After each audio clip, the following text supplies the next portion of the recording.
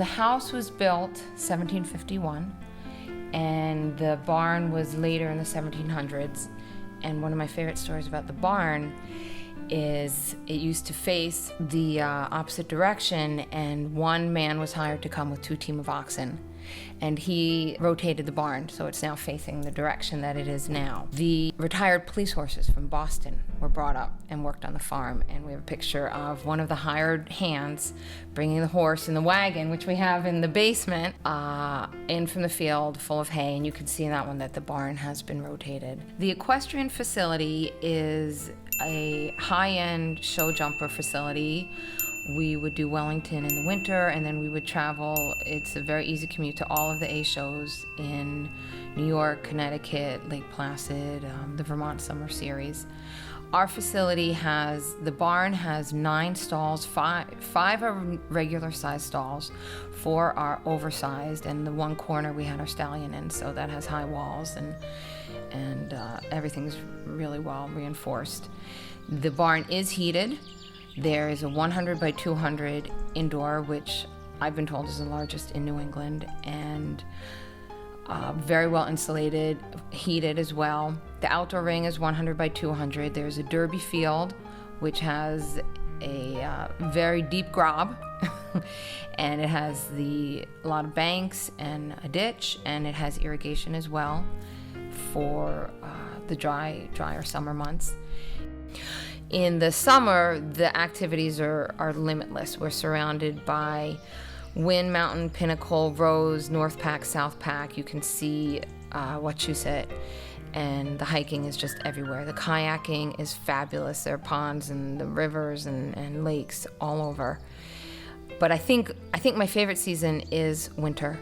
I love going out on the trails. If you follow the trails, it's easily an hour without snow. And then if you add the snow, if you go out snowshoeing or skiing, you can be out there the whole day, especially if you're tracking, breaking the path. And in the winter also, it's pretty. You can see down into the center of Lyndeborough and see the church steeple, which of course is a beautiful romantic image. Fall is fantastic. The foliage is outrageous. Year-round, the sky, we're on top here, so you have an unobstructed view, and the stars are unbelievable. You have to see it. You have to see it to believe it, and the shooting stars, and it's dark because we're away from everything. The neighboring towns, Wilton, which is the closest town, has a fantastic old movie theater with wood floors and a velvet curtain and a stage, and the owner has fantastic movies, not mainstream, and on Sundays, I don't know if he still does it, movies for free, donation to the charity of your choice, the animal shelter, the food pantry. And then also in Wilton is, I think, one of the few remaining candy shops in America that makes candy canes by hand.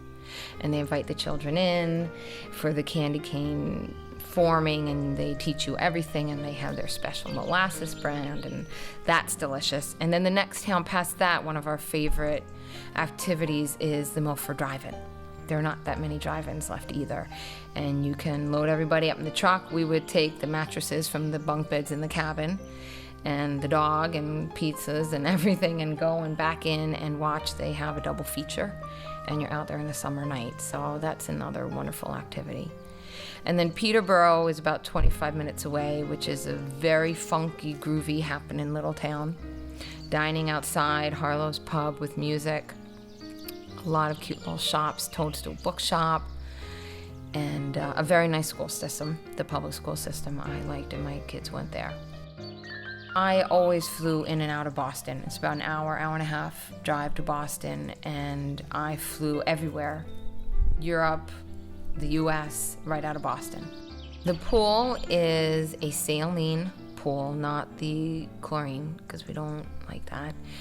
And it has seats built into it all around, and a hot tub as well, and it is heated. And we have the pool house, which is styled after a sugar house, right next to it, and you can do your showering in there, no wet feet in the house, and everyone can clean off.